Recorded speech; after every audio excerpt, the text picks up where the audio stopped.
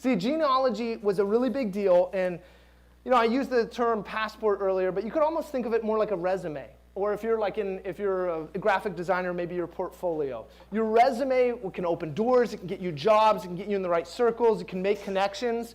That's what the genealogy is for the Jewish mind. And so, verse 2, he says, Abraham was the father of Isaac, and Isaac the father of Jacob. Jacob the father of Judah and his brothers.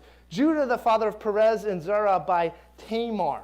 That's the first, there's already so much scandal packed in here if you have any a background in the Bible or have read through the Old Testament. First off, Abraham, who begins this whole thing. And this is going to be scandalous, but I'll just go ahead and say this. Abraham is technically not Jewish. He begins the Jewish people, but God's blessings are for the whole world. And God's plan to bring those blessings about was through a family.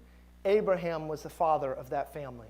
But what we see in Abram from the very beginning in Genesis 12 is that Abram's just a pagan moon worshiper.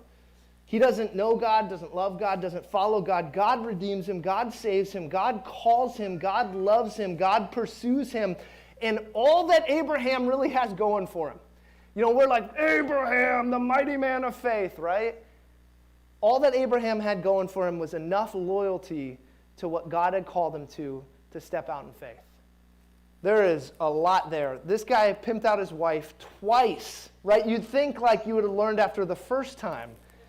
Oh my goodness. And it goes on and on and on. He dies, right? And so he has one final son, and he does not want her to marry him. And so, and keep in mind, at this time, marriage was your social security. Marriage was your food stamps. Marriage was everything. You needed that protection, that oversight. And Judah withholds from her his final son. He's not going to provide for her. He's not going to take care of her. He's going to neglect her. And so she comes up with a scandalous plan where she dresses up like a prostitute, sleeps with Judah, and basically takes the Old Testament equivalent of like his license. And then when it comes to light that she's pregnant and this is a scandal, and Judah says, hey, we gotta punish her, we gotta stone her, we gotta put her up to public ridicule, and everyone crowds around, she says, you know who the dad is? This guy, her father-in-law. This is incestuous craziness. And what's most astounding about this whole thing is this crazy story that feels like it shouldn't even be in the Bible is sandwiched right in the middle of the epic story of Joseph. And so as you're tracing Abraham's family line and you're waiting for the Messiah, you're like, oh, Joseph, he's the guy. It's going to be one of his kids.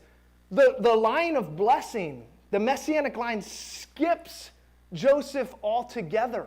And it goes to Judah through Tamar. Whoa. Can we even say that in church? Is that legal?